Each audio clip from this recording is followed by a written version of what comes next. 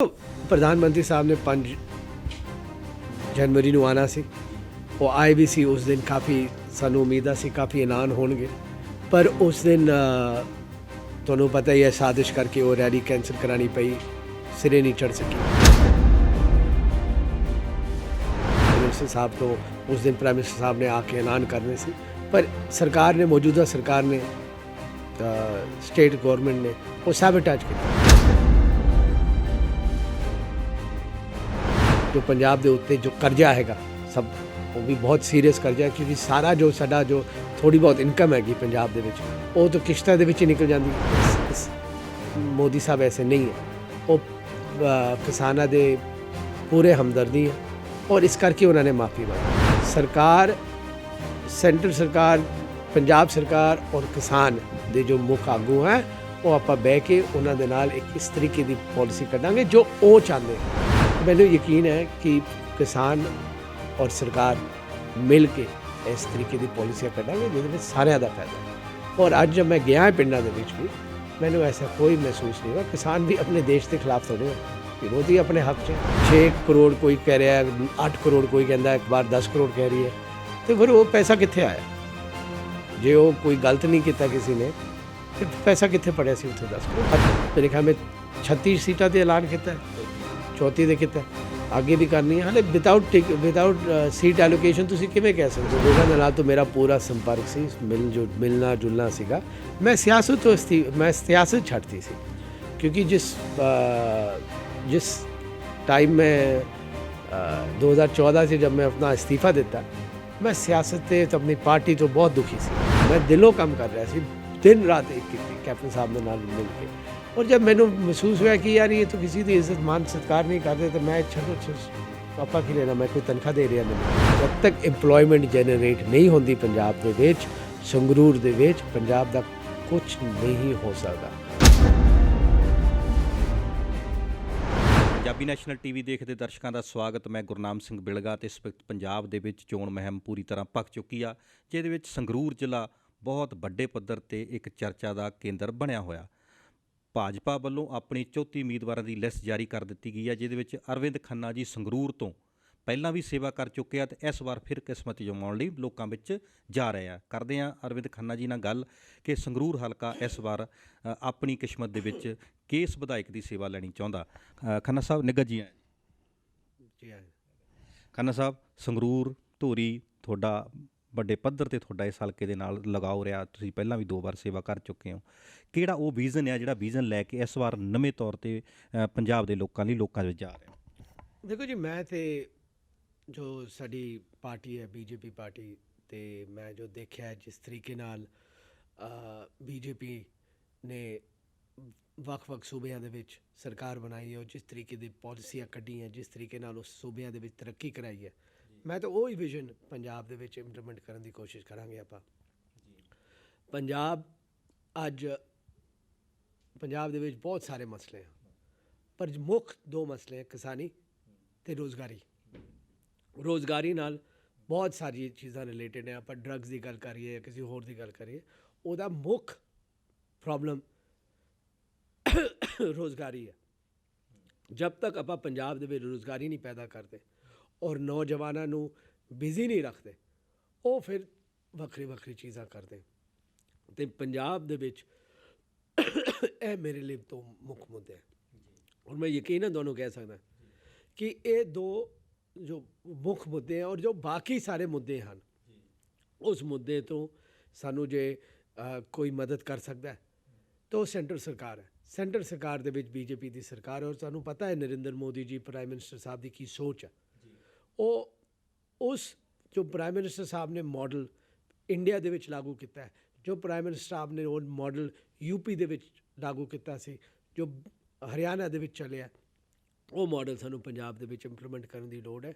और पंजाब नू जो इस हालातों तो सानू कोई बचा सकता है, ਤੇ ਬੀਜੇਪੀ ਦੀ ਸੈਂਟਰ ਸਰਕਾਰ ਨਰਿੰਦਰ ਮੋਦੀ ਸਾਹਿਬ ਦੀ ਜੋ ਬਿਜ਼ਨਸ ਮਾਡਲ ਹੈ, ਸਰਕਾਰੀ ਮਾਡਲਸ ਹੈ, ਉਹ ਹੀ ਬਚਾ ਸਕਦੇ ਆ ਸਾਨੂੰ। ਜੀ ਖੰਨਾ ਸਾਹਿਬ, ਵੱਡੀ ਆਸ ਸੀਗੀ ਵੀ ਇਲੈਕਸ਼ਨ ਦੇ ਵਿੱਚ ਬੀਜੇਪੀ ਪੰਜਾਬ ਦੇ ਵਿੱਚ ਉਤਰੂਗੀ ਤੇ ਉਸ ਤੋਂ ਪਹਿਲਾਂ ਸੈਂਟਰ ਵੱਲੋਂ ਵੱਡੇ ਕੋਈ ਐਲਾਨ ਪੰਜਾਬ ਨੂੰ ਲੈ ਕੇ ਕੀਤੇ ਜਾਣਗੇ, ਚਾਹੇ ਰਾਜਧਾਨੀ ਦਾ ਸੀ, ਚਾਹੇ ਕਰਜ਼ਿਆਂ ਦੀ ਮਾਫੀ ਦਾ ਸੀ, ਚਾਹੇ ਸਿੱਖ ਬੰਦੀਆਂ ਦਾ ਸੀਗਾ। ਇਸ ਤਰ੍ਹਾਂ ਦੇ ਵੱਡੇ ਐਲਾਨਾਂ ਦੀ ਆਸ ਰੱਖੀ ਜਾ ਰਹੀ ਸੀ, ਪਰ ਵੱਡੇ ਐਲਾਨ ਹੋਏ ਨਹੀਂ। ਇਹਦਾ ਕੀ ਕਾਰਨ ਮੰਨਦੇ ਹੋ? ਦੇਖੋ, ਪ੍ਰਧਾਨ ਮੰਤਰੀ ਸਾਹਿਬ ਨੇ 5 ਜਨਵਰੀ ਨੂੰ ਆਉਣਾ ਸੀ, ਉਹ ਆਏ ਵੀ ਸੀ। ਉਸ ਦਿਨ ਕਾਫੀ ਸਾਨੂੰ ਉਮੀਦਾਂ ਸੀ ਕਾਫੀ ਐਲਾਨ ਹੋਣਗੇ, ਪਰ ਉਸ ਦਿਨ ਤੁਹਾਨੂੰ ਪਤਾ ਹੀ ਹੈ, ਸਾਜ਼ਿਸ਼ ਕਰਕੇ ਉਹ ਰੈਲੀ ਕੈਂਸਲ ਕਰਾਉਣੀ ਪਈ, ਸਿਰੇ ਨਹੀਂ ਚੜ੍ਹ ਸਕੀ। ਪ੍ਰਾਈਮ ਮਿਨਿਸਟਰ ਸਾਹਿਬ ਗੱਡੀ ਤੋਂ ਵੀ ਜਾਣਾ ਚਾਹੁੰਦੇ ਸੀ, ਉੱਥੇ ਵੀ ਉਹਨਾਂ ਸਰਕਾਰ ਨੇ ਸ਼ਰਾਰਤਾਂ ਕੀਤੀਆਂ। ਅਤੇ ਸਾਨੂੰ ਬਹੁਤ ਉਮੀਦਾਂ ਸੀ ਕਿ ਆਪਾਂ ਪ੍ਰਾਈਮ ਮਿਨਿਸਟਰ ਸਾਹਿਬ ਤੋਂ ਉਸ ਦਿਨ ਪ੍ਰਾਈਮ ਮਿਨਿਸਟਰ ਸਾਹਿਬ ਨੇ ਆ ਕੇ ਐਲਾਨ ਕਰਨੇ ਸੀ, ਪਰ ਸਰਕਾਰ ਨੇ, ਮੌਜੂਦਾ ਸਰਕਾਰ ਨੇ, ਸਟੇਟ ਗੌਰਮੈਂਟ ਨੇ ਉਹ ਸੈਬੋਟੇਜ ਕੀਤੀ। ਅਤੇ ਹੁਣ ਆਪਾਂ ਆਪਣੇ ਮੈਨੀਫੈਸਟੋ 'ਚ ਉਹ ਗੱਲਾਂ ਪੇਸ਼ ਕਰਾਂਗੇ, ਔਰ ਆਉਣ ਵਾਲੇ ਸਮੇਂ ਦੇ ਵਿੱਚ ਜੇ ਸਾਡੀ ਸਰਕਾਰ ਬਣੇਗੀ ਤਾਂ ਆਪਾਂ ਉਹਨਾਂ ਨੂੰ ਇੰਪਲੀਮੈਂਟ ਕਰਾਂਗੇ। ਮੈਨੂੰ ਯਕੀਨਨ ਹੈ ਕਿ ਜਦ ਮਾਰਚ ਦੇ ਵਿੱਚ ਗਿਣਤੀਆਂ ਹੋਣੀ ਹੈ ਅਤੇ ਸਾਡੀ ਸਰਕਾਰ ਬਣੇਗੀ, ਬੀਜੇਪੀ ਦੀ ਬਹੁਮਤ ਮਿਲੇਗੀ, ਬੀਜੇਪੀ ਦੀ ਜੋ ਗਠਬੰਧਨ ਦੀ ਸਰਕਾਰ ਹੈ ਕੈਪਟਨ ਸਾਹਿਬ ਦੇ ਨਾਲ ਔਰ ਢੀਂਡਸਾ ਸਾਹਿਬ ਦੇ ਨਾਲ, 100% ਲੋਕ ਬੀਜੇਪੀ ਔਰ ਬੀਜੇਪੀ ਦੇ ਨਾਲ ਜੋ ਪਾਰਟੀਆਂ ਜੁੜੀ ਹੈ ਉਹਨਾਂ ਨੂੰ ਮੁਹੱਬਤ ਦੇਂਗੇ ਔਰ ਆਪਣੀ ਸਰਕਾਰ ਬਣਾਵਾਂਗੇ। ਜੀ ਖੰਨਾ ਸਾਹਿਬ, ਜਿਵੇਂ ਲਗਭਗ 23 ਸਾਲ ਦਾ ਭਾਜਪਾ ਦਾ ਅਕਾਲੀ ਦਲ ਦੇ ਨਾਲ ਗੱਠਜੋੜ ਰਿਹਾ ਔਰ ਅਨੇਕਾਂ ਇਲੈਕਸ਼ਨਾਂ ਇਹਨਾਂ ਨੇ ਜਿੱਤੀਆਂ, ਅਨੇਕਾਂ ਇਲੈਕਸ਼ਨਾਂ ਦੇ ਵਿੱਚ ਸਰਕਾਰਾਂ ਰਲ ਕੇ ਕੈਂਡੀਡੇਟ 'ਚ ਵੀ ਬਣਾਈਆਂ ਤਾਂ ਪੰਜਾਬ 'ਚ ਵੀ ਬਣਾਈਆਂ। ਪਹਿਲੀ ਵਾਰੀ ਇਸ ਵਾਰ ਬੀਜੇਪੀ ਤੋਂ ਤੱਕ ਗੱਠਜੋੜ ਟੁੱਟਣ ਤੋਂ ਬਾਅਦ ਬੀਜੇਪੀ ਆਪਣੇ ਆਪ ਨੂੰ ਵੱਡਾ ਦਲ ਮੰਨਦੇ ਹੋਏ, ਭਾਵੇਂ ਕਿ ਕੈਪਟਨ ਅਮਰਿੰਦਰ ਸਿੰਘ ਨਾਲ ਸਮਝੌਤਾ ਆਇਆ, ਸੁਖਦੇਵ ਸਿੰਘ ਢੀਂਡਸਾ ਗਰੁੱਪ ਨਾਲ ਸਮਝੌਤਾ ਆਇਆ, ਪਰ ਸ਼੍ਰੋਮਣੀ ਅਕਾਲੀ ਦਲ ਜਿਹੜੇ ਕੇਡਰ ਬੇਸ ਪਾਰਟੀ ਸੀ ਉੱਥੋਂ ਇਸ ਵਕਤ ਵੱਖਰੇ ਹੋ ਕੇ ਲੜ ਰਹੇ ਨੇ। ਕਿਹੋ ਜਿਹਾ ਤਜਰਬਾ ਇਸ ਵਾਰ ਪਹਿਲੀ ਵਾਰੀ ਮਹਿਸੂਸ ਕਰ ਰਹੇ ਹੋ? ਦੇਖੋ, ਇਹ ਲੋਕਾਂ ਨੂੰ ਮੈਂ ਦੱਸਣਾ ਚਾਹੁੰਦਾ ਕਿ ਬੀਜੇਪੀ ਪਾਰਟੀ ਦੇ ਬਹੁਤ ਸਾਰੇ ਸੈੱਲ ਬਣੇ ਹੋਏ ਹੈ, ਸਾਡੀ ਪੂਰੀ ਤਿਆਰੀ ਰਹੀ ਹੈ, ਐਸੀ ਕੋਈ ਗੱਲ ਨਹੀਂ ਸੀ। ਮੇਰੇ ਖਿਆਲ ਮੇਂ ਆਉਣ ਵਾਲਾ ਸਮਾਂ ਦੱਸੇਗਾ ਔਰ ਤੁਹਾਨੂੰ ਹੈਰਾਨਗੀ ਹੋगी कि कितना लोग बीजेपी कनी जुड़े हुए हैं, कितना लोग मोदी साहब कनी देख रहे हैं, और जो सूझवान वोटर है पंजाब का वो 100% बीजेपी उन्होंने वोट पानी है। पिछली सरकारां जो बनी है पास्ट ਦੇ ਵਿੱਚ बीजेपी ਦਾ ਬਹੁਤ ਛੋਟਾ ਰੋਲ ਰਿਹਾ ਉਹਨਾਂ ਦੇ ਵਿੱਚ, ਸਾਡੀ ਸੁਣਵਾਈ ਵੀ ਨਹੀਂ ਸੀਗੀ। ਇਸ ਕਰਕੇ ਜੋ ਸਾਡੀ ਸੋਚ ਸੀ ਜਾਂ ਸਾਡੇ ਪਾਰਟੀ ਦੀ ਜੋ ਸੋਚ ਸੀ ਜਾਂ ਜੋ ਆਪਾਂ ਕਰਨਾ ਚਾਹੁੰਦੇ ਸੀ ਉਹ ਕਦੀ ਆਪਾਂ ਕਰ ਨਹੀਂ ਸਕਦੇ ਸੀ, ਕਿਉਂਕਿ ਸਾਡਾ ਹਿੱਸਾ ਉਸ ਸਰਕਾਰ ਵਿੱਚ ਬਹੁਤ ਛੋਟਾ ਸੀਗਾ। ਇਸ ਵਾਰ ਆਪਾਂ ਮੁੱਖ ਪਾਰਟੀ ਬਣ ਕੇ ਇਲੈਕਸ਼ਨ ਲੜ ਰਹੇ, ਔਰ ਜਦ ਸਾਡੀ ਸਰਕਾਰ ਬਣੇਗੀ ਤਾਂ ਏਜੰਡਾ ਆਪਾਂ ਸੈੱਟ ਕਰਾਂਗੇ, बीजेपी पार्टी सैट करेगी, सेंटर लीडरशिप साड़ी सैट करेगी, और जब साड़ी सेंटर लीडरशिप एजेंडा सैट करेगी वो आप सेंटर दे नाल प्राइम मिनिस्टर साहब नाल गल करके वो एजेंडा पंजाब दा हरमन प्यारा एक एजेंडा ऐसे कढ़ांगे जिहदे नाल साडे पंजाब दे जो मुख मसले हैं उन्हां दा भी हल कढ़िया जाएगा। जो पंजाब दे उत्ते जो कर्जा हैगा सब वो भी बहुत सीरीयस कर्जा है, क्योंकि सारा जो साडा जो थोड़ी बहुत इनकम हैगी पंजाब दे विच वो तो किश्तां दे विच ही निकल जाती है। तो इस करके तुसीं देखना आने वाले समय दे विच किस तरीके नाल आपां पंजाब दा रुख बदलते हैं, और जो सेंट्रल लीडरशिप तो या सेंटर सरकार तो जो सानू बेनिफिट्स मिलने चाहिए वो पूरे बेनिफिट्स का फायदा उठा के आपां एक बहुत चंगी सरकार बनावांगे पंजाब दे विच।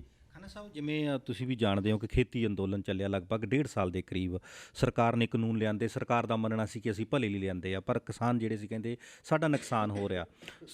ਅੰਦੋਲਨ ਹੋਇਆ, ਅੰਦੋਲਨ ਤੋਂ ਬਾਅਦ ਕਾਨੂੰਨ ਵਾਪਸ ਹੋ ਗਿਆ, ਪ੍ਰਧਾਨ ਮੰਤਰੀ ਨੇ ਮਾਫੀ ਵੀ ਮੰਗ ਲਈ, ਪਰ ਪਿੰਡਾਂ ਦੇ ਵਿੱਚ ਹਜੇ ਵੀ ਜਿਹੜੀ ਆ ਭਾਜਪਾ ਪ੍ਰਤੀ ਜਿਹੜੀ ਆ ਹਜੇ ਕੁੜੱਤਣ ਕਿਤੇ ਨਾ ਕਿਤੇ ਦੇਖੀ ਜਾਂਦੀ ਆ।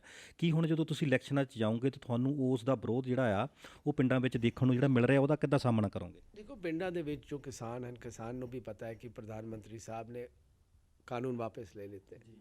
जे प्रधानमंत्री साहब किसान प्रति हमदर्दी नहीं सीगी तो वो माफ़ी क्यों मांगते कि कानून वापस ले सकते सी और चुप ही रह सकते थे। पर इस मोदी साहब ऐसे नहीं है, वो किसानां दे पूरे हमदर्दी हैं, और इस करके उन्होंने माफ़ी मांगी कि किसानां ने 1 साल दिल्ली बॉर्डर से बहुत संघर्ष किया, बहुत मुश्किलों का सामना करना पिया उन्होंने। तो मैनू यकीन है कि आने वाले समय दे विच जब किसान ते सेंट्रल लीडरशिप सेंटर सरकार बैठेगी इकट्ठे ਤੇ ਉਹ ਇਸ ਤਰੀਕੇ ਦੀ ਨੀਤੀ ਬਣਾਉਣਗੇ ਜਿੱਥੇ ਦੋਨਾਂ ਨੂੰ ਉਹਦਾ ਫਾਇਦਾ ਮਿਲੇ, ਖਾਸ ਕਰਕੇ ਕਿਸਾਨਾਂ ਨੂੰ। ਬਈ ਇਹ ਜੋ ਪਾਲਿਸੀ ਬਣਨੀ ਹੈ ਇਹ ਕਿਸਾਨਾਂ ਦੇ ਹਿੱਤਾਂ ਦੀ ਪਾਲਿਸੀ ਬਣਨੀ ਹੈ। ਕਿਸਾਨ ਜਿੱਥੇ ਕਿਸਾਨ ਤਰੱਕੀ ਕਰੇਗਾ ਉੱਥੇ ਸੂਬਾ ਤਰੱਕੀ ਕਰੇਗਾ, ਜੇ ਸੂਬਾ ਤਰੱਕੀ ਕਰੇਗਾ ਤਾਂ ਦੇਸ਼ ਤਰੱਕੀ ਕਰੇਗਾ। ਅਤੇ ਮੈਨੂੰ ਯਕੀਨ ਹੈ ਕਿ ਆਉਣ ਵਾਲੇ ਸਮੇਂ ਦੇ ਵਿੱਚ ਸਰਕਾਰ, ਸੈਂਟਰ ਸਰਕਾਰ, ਪੰਜਾਬ ਸਰਕਾਰ ਔਰ ਕਿਸਾਨ ਦੇ ਜੋ ਮੁੱਖ ਆਗੂ ਹੈ ਉਹ ਆਪਾਂ ਬਹਿ ਕੇ ਉਹਨਾਂ ਦੇ ਨਾਲ ਇੱਕ ਇਸ ਤਰੀਕੇ ਦੀ ਪਾਲਿਸੀ ਕੱਢਾਂਗੇ ਜੋ ਉਹ ਚਾਹੁੰਦੇ ਆ। ਮੇਰੇ ਖਿਆਲ ਵਿੱਚ ਇਸ ਵਾਰ ਵੀ ਮੇਰੇ ਖਿਆਲ ਵਿੱਚ ਕਮਿਊਨੀਕੇਸ਼ਨ ਦੇ ਵਿੱਚ ਕੋਈ ਗੈਪ ਰਹਿ ਗਿਆ ਹੋਣਾ, ਪਰ ਅਦਰਵਾਈਜ਼ ਕੋਈ ਜਾਣਬੁੱਝ ਕੇ ਸਰਕਾਰ ਕਿਸੇ ਦੇ ਖਿਲਾਫ ਕੋਈ ਪਾਲਿਸੀ ਤਾਂ ਕੱਢਦੀ ਨਹੀਂ ਹੈ, ਪਰ ਕਈ ਮਿਸਕਮਿਊਨੀਕੇਸ਼ਨ ਦੇ ਵਿੱਚ ਕੋਈ ਕਮੀ ਪੇਸ਼ੀ ਰਹਿ ਗਈ ਹੈ। ਬੀਜੇਪੀ ਨੇ, ਸਰਕਾਰ ਨੇ ਕਿਹਾ ਠੀਕ ਹੈ ਆਪਾਂ ਵਾਪਸ ਲੈ ਲੈਂਦੇ, ਪ੍ਰਾਈਮ ਮਿਨਿਸਟਰ ਸਾਹਿਬ ਨੇ ਮਾफ़ੀ ਵੀ ਮੰਗੀ ਹੈ। ਅਤੇ ਮੈਨੂੰ ਨਹੀਂ ਲੱਗਦਾ ਲੋਕ ਐਸੇ ਗੱਲਾਂ ਨੂੰ ਇਗਨੋਰ ਕਰਨਗੇ। ਲੋਕ ਪਿੰਡਾਂ ਦੇ ਵਿੱਚ ਵੀ ਸਿਆਣੇ ਹੈ, ਉਹਨਾਂ ਨੂੰ ਪਤਾ ਹੈ ਕਿ ਪ੍ਰਾਈਮ ਮਿਨਿਸਟਰ ਨੇ ਮਾफ़ੀ ਮੰਗੀ, ਔਰ ਜਬ ਇੱਕ ਬੰਦਾ ਮਾफ़ੀ ਮੰਗਦਾ ਔਰ ਆਪਾਂ ਮਾफ़ੀ ਦਿੰਦੇ ਹਾਂ ਤੇ ਉਹ ਠੀਕ ਹੋਣਾ ਚਾਹੀਦਾ ਮਾਹੌਲ। ਦੇਖੋ ਹਰੇਕ ਬੰਦਾ ਜੋ ਪੰਜਾਬ ਦੇ ਵਿੱਚ ਰਹਿੰਦਾ, ਹਰੇਕ ਇਨਸਾਨ ਜੋ ਪੰਜਾਬ ਦੇ ਵਿੱਚ ਹੈ ਉਹ ਪੰਜਾਬ ਦਾ ਭਲਾ ਹੀ ਚਾਹੁੰਦਾ ਹੈ। ਦੇਸ਼ ਦੇ ਵਿੱਚ ਹਰੇਕ ਇਨਸਾਨ ਦੇਸ਼ ਦਾ ਭਲਾ ਹੀ ਚਾਹੁੰਦਾ ਹੈ। ਅਤੇ ਮੈਨੂੰ ਯਕੀਨ ਹੈ ਕਿ ਕਿਸਾਨ ਔਰ ਸਰਕਾਰ ਮਿਲ ਕੇ ਇਸ ਤਰੀਕੇ ਦੀ ਪਾਲਿਸੀਆਂ ਕੱਢਾਂਗੇ ਜਿਹਦੇ ਵਿੱਚ ਸਾਰਿਆਂ ਦਾ ਫਾਇਦਾ ਹੈ। ਔਰ ਅੱਜ ਜਦ ਮੈਂ ਗਿਆ ਪਿੰਡਾਂ ਦੇ ਵਿੱਚ ਵੀ ਮੈਨੂੰ ਐਸਾ ਕੋਈ ਮਹਿਸੂਸ ਨਹੀਂ ਹੋਇਆ। ਕਿਸਾਨ ਵੀ ਆਪਣੇ ਦੇਸ਼ ਦੇ ਖਿਲਾਫ ਥੋੜ੍ਹੀ ਨਾ, ਕਿ ਉਹ ਵੀ ਆਪਣੇ ਹੱਕ 'ਚ ਹੈ ਔਰ ਕਿਸਾਨ ਕਿਸੇ ਦੇ ਖਿਲਾਫ ਨਹੀਂ ਹੈ। ਦੇਖੋ ਹਰੇਕ ਨੂੰ ਆਪਣਾ ਪੱਖ ਰੱਖਣ ਦਾ ਇਜਾਜ਼ਤ ਹੁੰਦੀ ਹੈ, ਹਰੇਕ ਆਪਣਾ ਪੱਖ ਰੱਖ ਸਕਦਾ, ਹਰੇਕ ਆਪਣੀ ਲੜਾਈ ਲੜ ਸਕਦਾ, ਆਪਣੇ ਸੰਘਰਸ਼ ਕਰ ਸਕਦਾ ਹਰੇਕ। ਔਰ ਕਿਸਾਨ ਵੀ ਕੋਈ ਸੈਲਫਿਸ਼ ਕਰਕੇ ਨਹੀਂ ਕਰ ਰਹੇ ਸੀ, ਉਹ ਵੀ ਇੱਕ ਜਥੇਬੰਦੀ ਦੀ ਲੜਾਈ ਲੜ ਰਹੇ।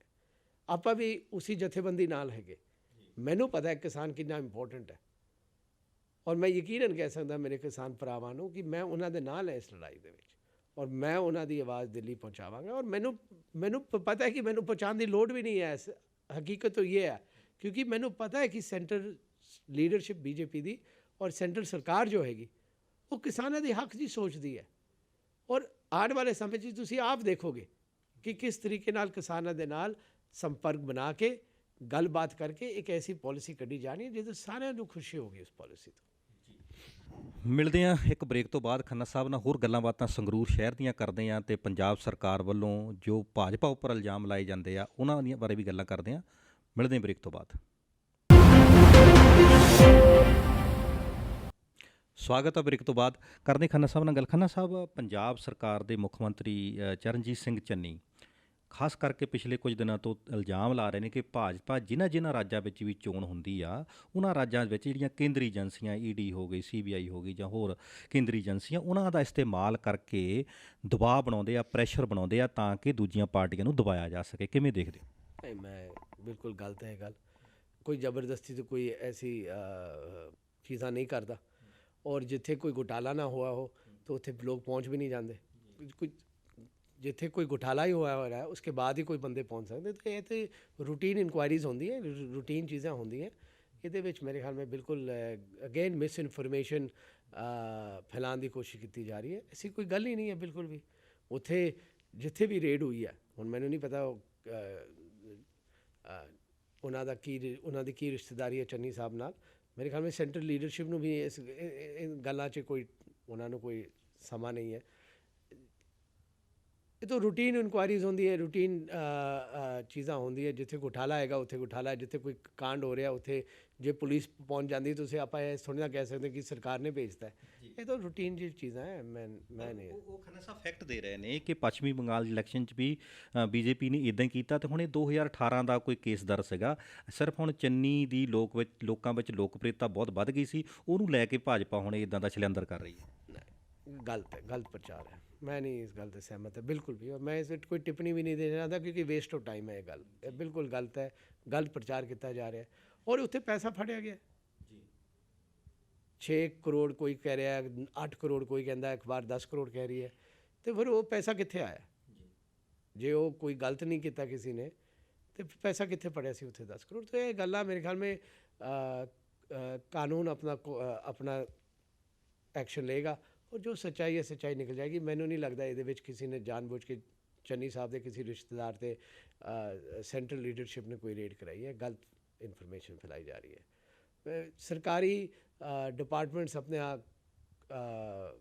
ਕਰਦੇ ਰਹਿੰਦੇ ਕੰਮ, ਕਿਸੇ ਨੂੰ ਨਹੀਂ ਪਤਾ ਲੱਗਦਾ, ਉਹ ਤਾਂ ਗੁਪਤ ਕੰਮ ਕਰਦੇ, ਸਾਨੂੰ ਤਾਂ ਕੋਈ ਦੱਸਦਾ ਨਹੀਂ ਹੈ। ਮੈਨੂੰ ਨਹੀਂ ਲੱਗਦਾ ਐਸੀ ਕੋਈ ਗੱਲ ਹੈ, ਕੋਈ ਸੱਚਾਈ ਹੈ, ਕਿਸੇ ਤੋਂ ਕੋਈ ਜ਼ਬਰਦਸਤੀ ਨਹੀਂ ਕੀਤੀ ਜਾ ਰਹੀ।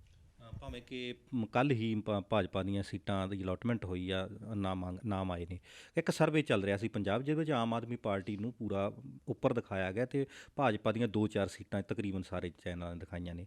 ਕੀ ਮੰਨਦੇ ਆ ਕਿ ਜੋ ਭਾਜਪਾ ਨੂੰ ਇੰਨਾ ਨੀਵਾਂ ਦਿਖਾਇਆ ਗਿਆ ਇਲੈਕਸ਼ਨ ਦੇ ਵਿੱਚ, ਅਤੇ ਆਮ ਆਦਮੀ ਪਾਰਟੀ ਦੀ ਸਰਕਾਰ ਆਉਂਦੀ ਦਿਖਾਈ ਗਈ ਆ, ਕਿੱਦਾਂ ਦੇਖਦੇ ਹੋ ਸਰਵੇ ਨੂੰ? ਮੈਂ ਦੇਖਿਆ ਨਹੀਂ ਇਹ ਸਰਵੇ ਨੂੰ, ਤਾਂ ਮੈਂ ਇਹਦੇ ਉੱਤੇ ਟਿੱਪਣੀ ਦੇਣੀ ਮੈਨੂੰ ਮੁਸ਼ਕਿਲ ਹੈ। ਮੈਂ ਦੇਖੋ ਬਹੁਤ ਸਾਲ ਪੰਜਾਬ ਦੀ ਰਾਜਨੀਤੀ ਸਿਆਸਤ ਕੀਤੀ ਹੈ, ਮੈਂ ਸੇਵਾ ਵੀ ਕੀਤੀ ਹੈ, ਔਰ ਮੈਂ ਤੁਹਾਨੂੰ ਕਹਿ ਸਕਦਾ, ਯਕੀਨਨ ਕਹਿ ਸਕਦਾ ਕਿ ਆਉਣ ਵਾਲੀ ਸਰਕਾਰ ਬੀਜੇਪੀ ਅਤੇ ਉਹਨਾਂ ਦੇ ਗਠਬੰਧਨ ਦੀ ਸਰਕਾਰ ਬਣੇਗੀ। ਮੈਂ ਨਹੀਂ ਯਕੀਨ ਕਰਦਾ ਕਿ ਬੀਜੇਪੀ ਤੋਂ ਇੰਨੀ ਸੀਟਾਂ, ਮੈਂ ਬਿਲਕੁਲ ਇਹ ਸਾਰੇ ਪਤਾ ਨਹੀਂ ਕੌਣ ਸੇ ਚੈਨਲ ਨੇ ਸਰਵੇ ਕਰਾਇਆ, ਹਾਲੇ ਤਾਂ ਟਿਕਟਾਂ ਹੀ ਨਹੀਂ ਐਲਾਨ ਹੋਈ। ਤੁਸੀਂ ਕਿਵੇਂ ਬੀਜੇਪੀ ਨੂੰ ਇੰਨੀ ਸੀਟਾਂ ਦੇ ਰਹੇ ਹੋ, ਜਦ ਕੱਲ੍ਹ ਰਾਤ ਆਪਾਂ ਮੇਰੇ ਖਿਆਲ ਵਿੱਚ 36 ਸੀਟਾਂ 'ਤੇ ਐਲਾਨ ਕੀਤਾ ਹੈ, 34 ਦੇ ਕੀਤਾ, ਅੱਗੇ ਵੀ ਕਰਨੀ ਹੈ। ਹਾਲੇ ਵਿਦਆਊਟ ਸੀਟ ਐਲੋਕੇਸ਼ਨ ਤੁਸੀਂ ਕਿਵੇਂ ਕਹਿ ਸਕਦੇ ਹੋ? ਹਾਂ, ਸਾਰੇ ਦੀ ਨਹੀਂ ਆਈ, ਤਾਂ ਤੁਸੀਂ ਕਿਵੇਂ ਕਰ ਸਕਦੇ ਹੋ? ਅਤੇ ਕਾਂਗਰਸ ਪਾਰਟੀ ਨੇ ਵੀ ਆਪਣੇ ਐਲਾਨ ਨਹੀਂ ਕੀਤੇ, ਹਾਲੇ ਤਾਂ ਕਾਂਗਰਸ ਪਾਰਟੀ ਵੀ 10-15 ਰਹਿ ਗਈ ਹੈ। ਹਾਂ, ਅਤੇ ਇਸ ਕਰਕੇ ਇਹ ਤਾਂ ਪ੍ਰੀਮੈਚੋਰ ਹੈ, ਪ੍ਰੀਮੈਚੋਰ ਹੀ ਹੈ। ਖੰਨਾ ਸਾਹਿਬ, ਅਸੀਂ ਤੁਹਾਡਾ ਦੇਖ ਰਹੇ ਸੀ, ਲੋਕਾਂ ਨਾਲ ਵੀ ਗੱਲਾਂ ਬਾਤਾਂ ਕੀਤੀਆਂ, ਤੁਸੀਂ ਬੜਾ ਲੰਬਾ ਸਮਾਂ ਸਮਾਜਿਕ ਜੀਵਨ ਵੀ ਇਹਨਾਂ ਖੇਤਰ ਦੇ ਵਿੱਚ, ਸੰਗਰੂਰ ਜ਼ਿਲ੍ਹੇ ਦੇ ਵਿੱਚ NGO ਚਲਾ ਕੇ ਵੀ ਲੋਕਾਂ ਦੇ ਨਾਲ ਸੇਵਾ ਭਾਵਨਾ ਦੇ ਨਾਲ ਬੜਾ ਰਿਸ਼ਤੇ ਨਾਤੇ ਬਣਾਏ ਸੀ। ਪਰ ਤੁਹਾਡੀ ਜਿਹੜੀ ਡਿਸਟੈਂਸ ਹੋ ਗਈ, ਦੂਰੀ ਹੋ ਗਈ, ਵਿੱਚ ਸਮਾਂ ਤੁਸੀਂ ਕੱਟ ਆਫ ਹੋ ਗਿਆ, ਕੀ ਹੁਣ ਤੁਹਾਨੂੰ ਉਹ ਚੀਜ਼ ਲਈ ਜੁੜਨ ਲਈ ਸਮਾਂ ਲੱਗੇਗਾ? ਦੇਖੋ, ਮੈਂ ਲੋਕਾਂ ਤੋਂ ਦੂਰ ਨਹੀਂ ਹੋਇਆ ਸੀ, ਲੋਕਾਂ ਦੇ ਨਾਲ ਤਾਂ ਮੇਰਾ ਪੂਰਾ ਸੰਪਰਕ ਸੀ, ਮਿਲਣਾ ਜੁਲਣਾ ਸੀਗਾ। ਮੈਂ ਸਿਆਸਤ ਛੱਡਤੀ ਸੀ, ਕਿਉਂਕਿ ਜਿਸ टाइम में 2014 से जब मैं अपना इस्तीफ़ा दिता, मैं सियासत से तो अपनी पार्टी तो बहुत दुखी सीगा। मैनू बहुत मुश्किलों का सामना करना पै रहा सी। पार्टी दे विच मैं बहुत नाखुश सी। पहले उन्होंने कैप्टन साहब नू पोस्ट तो हटाता, उन्होंने थोड़ा जिहा जलील किया, और उन्होंने आले दुआले जो भी बंदे सीगे उन्होंने इन्होंने दबाने की कोशिश की। और ਤੁਹਾਨੂੰ ਪਤਾ ਹੀ ਹੈ, ਉਸ ਤੋਂ ਪਹਿਲਾਂ ਮੈਂ ਕੈਪਟਨ ਸਾਹਿਬ ਦੇ ਨਾਲ ਬਹੁਤ ਨਜ਼ਦੀਕੀ ਹੋ ਕੇ ਕੰਮ ਕੀਤਾ, ਅਤੇ ਮੈਂ ਤਾਂ ਸਿਆਸਤ ਆਪਣੇ ਮਰਜ਼ੀ ਨਾਲ ਨਹੀਂ ਛੱਡੀ ਸੀ। ਮੈਂ ਤਾਂ ਇਨਡਾਇਰੈਕਟਲੀ, ਜੇ ਬੰਦਾ ਦੇਖੋ, ਤੁਸੀਂ ਮੇਰੇ ਘਰ ਆਉਂਦੇ ਹੋ, ਅੱਜ ਤੁਸੀਂ ਮੇਰੇ ਨਾਲ ਜੁੜਦੇ ਹੋ, ਜੇ ਮੈਂ ਤੁਹਾਨੂੰ ਜ਼ਲੀਲ ਕਰਾਂਗਾ ਤਾਂ ਤੁਸੀਂ ਵੀ ਇੱਕ ਦਿਨ ਕਹੋਗੇ ਯਾਰ ਛੱਡੋ, ਮੈਂ ਕੀ ਕਰਨਾ ਇਹਨਾਂ ਨਾਲ, ਮੈਨੂੰ ਕੋਈ ਅਰਵਿੰਦ ਖੰਨਾ ਤਨਖਾਹ ਦੇ ਰਿਹਾ। ਅਤੇ ਕਾਂਗਰਸ ਪਾਰਟੀ ਦਾ ਵੀ ਇਹੀ ਸੀਗਾ, ਮੈਂ ਦਿਲੋਂ ਕੰਮ ਕਰ ਰਿਹਾ ਸੀ, ਦਿਨ ਰਾਤ ਇੱਕ ਕੀਤੀ ਕੈਪਟਨ ਸਾਹਿਬ ਦੇ ਨਾਲ ਮਿਲ ਕੇ। और जब मैंने महसूस हुआ कि यार ये तो किसी की इज्जत मान सत्कार नहीं करते, तो मैं छो आपा की लेना, मैं कोई तनख्वाह दे रहा मैनू कोई, मैं घर पै गया। ईवन इफ तुसी भी तनख्वाह भी दो किसी को, पर तुसी जो उन्होंने मान सत्कार नहीं दोगे तो कौन थोड़े नाल ज़्यादा तौर से तुर सकता है। इस करके मैं छड़ गया सी, पर लोगों के नाल मेरा पूरा प्यार सी, संपर्क सी, अज भी हैगा, तो उससे कोई प्रॉब्लम नहीं।